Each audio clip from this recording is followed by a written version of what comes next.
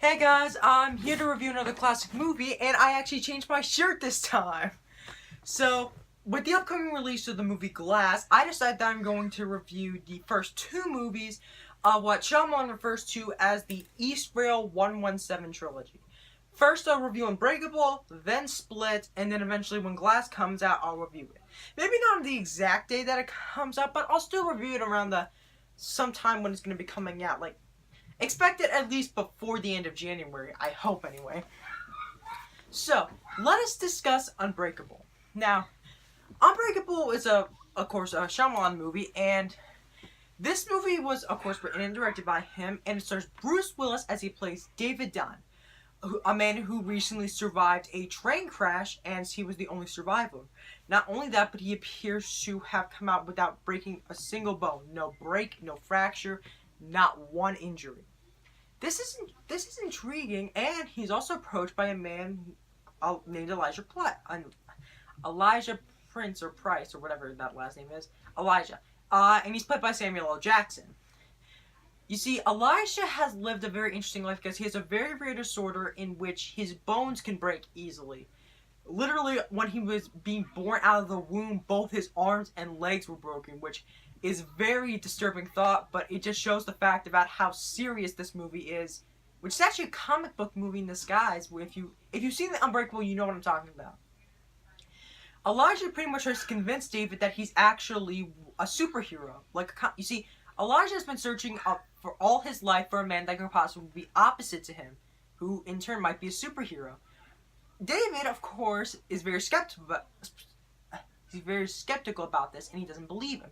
But as time goes on, he begins to realize that he has many attributes to these heroes.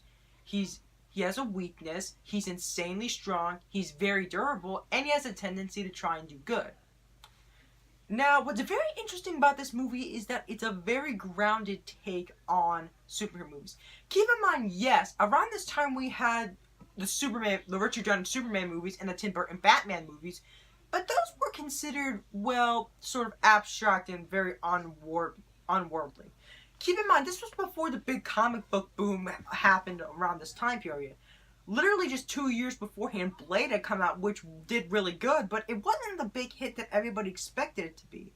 And Unbreakable came out in 2000, the exact same year X-Men came out, which also helped bring comic book movies back into the limelight. And it wasn't until 2002, with Sam Raimi's Spider-Man, that superhero movies began to really take off afterwards.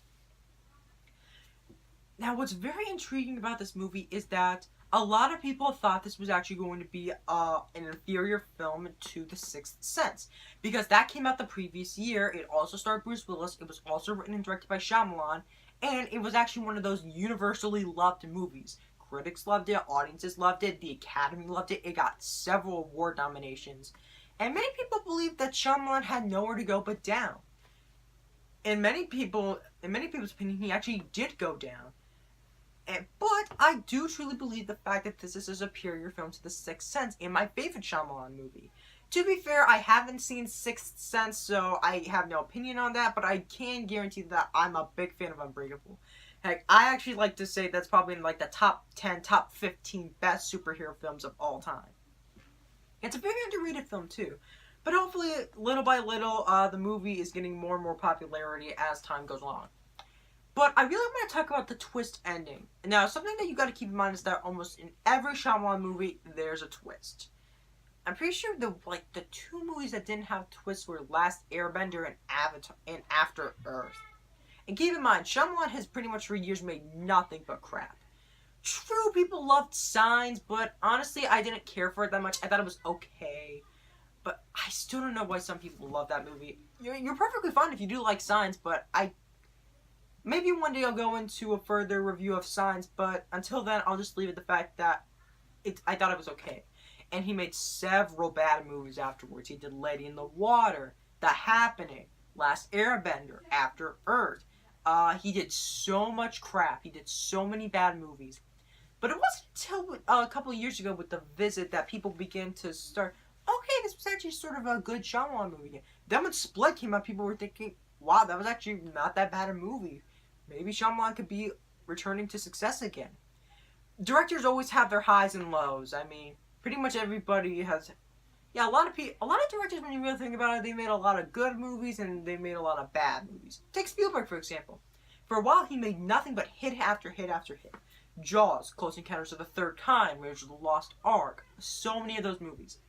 But then he made movies like AI. There was also movies like 1941, which literally came out during that time period between Raiders of the Lost Ark and Close Encounters of the Third Kind. I think that came out in 78, 99 maybe? I don't remember. Yeah, for a while, it seemed like Spielberg did not make a lot of good movies, but he eventually bounced back. Remember when Martin Scorsese didn't make really that great movies back then? I know this is confusing, but the point I'm trying to make is that directors, even after a long time of making bad movies, they always bounce back. Now, the twist ending, of course, is actually not... A lot of people really seem to think that twist ending either makes or breaks the movie for them. Personally, I think it makes the movie for me, because it's a very interesting idea. The twist is that Samuel L. Jackson's character, was actually the person that was responsible for the train that crashed that gave, that gave David his powers. And he believes the fact that he was supposed to be the bad guy, because the villain is often the exact opposite of the hero, and for a while they're seen as friends, just like David and Elijah for a while. In fact, he started going by a new alias now, Mr. Glass, because when he was teased in school, that's what kids would call him. He would call him Mr. Glass. And for years and years and years, Elijah had been studying comic book characters and what they mean. And he was trying to find somebody that was like him. I actually think that this is a terrifying notion, because a lot of people are trying to find comfort in the fact that there's always going to be a reason for everything. There's always a grand plan. This is actually a movie in which I think that kind of presents that as a horrifying thing.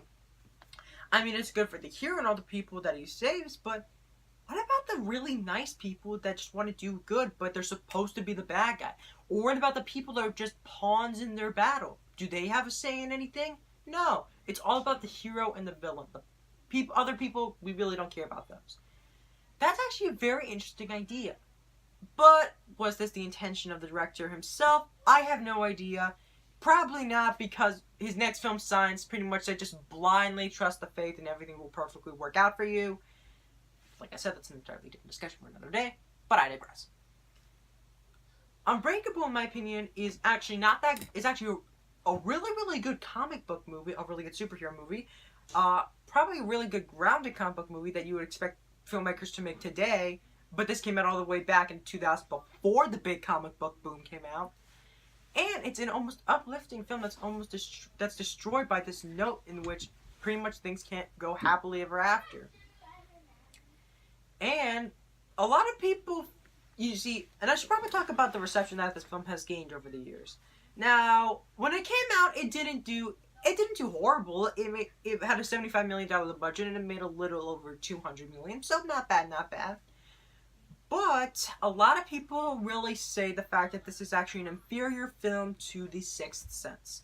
If you go on Rotten Tomatoes right now, The Sixth Sense is around the mid to late 80s. Unbreakable is at a 69%.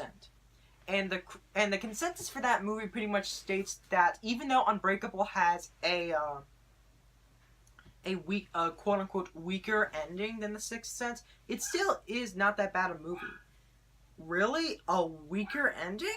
I actually think that the ending, like I said before, I actually think that the ending really helps, the movie out a lot. But here's the thing, though. That's my own personal opinion. You can entirely hate this movie, and you can also say that was because of the ending, too. Now, this is actually probably... Now, there are always those people that are always going to love it or hate it. Like I said before, people are always going to try and complain about something. Now, don't get me wrong. A lot of what Shyamalan would put in his other movies is showcased here. The drawn-out dialogue sequences, the obvious color symbolism, the good guys are in green, the bad guys are purple, and everybody else has these distinct bright colors to them. But when you really think about it, shouldn't it be the other way around, in which the hero and villains have bright, distinct colors and everybody else is either green or purple? But that's just my own personal opinion.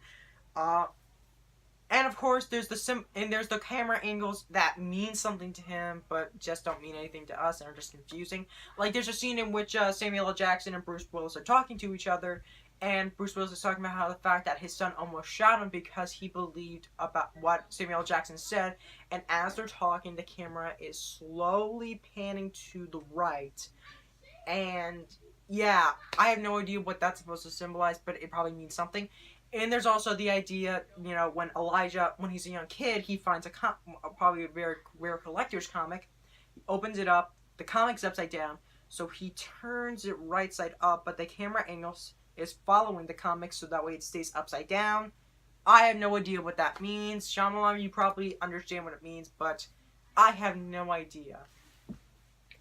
But anyways, overall, I think Unbreakable is a really solid movie. I really can't think of that many problems. Oh, and I completely forgot about the score by James Newton Howard. The score in this is amazing. It's sort of like a haunting score, like a ghostly score. It's very mysterious, and I actually think that the score is pretty beautiful too. It's worth seeing just for the score alone. It's just amazing. So yeah, I actually think that Unbreakable is a really solid movie. If I had to give it a score, I'd say I would give it, I give it an 8.5. I don't give it a 9 because of the obvious things that Shyamalan would obviously put in his other movies, like I listed beforehand. But other than that, I actually thought that this was a really solid movie. Now tune in next time where I review the second film in the Eastrail 117 trilogy, Split, and how we witness the birth of a supervillain known as the Beast. So, until next time, stay gold.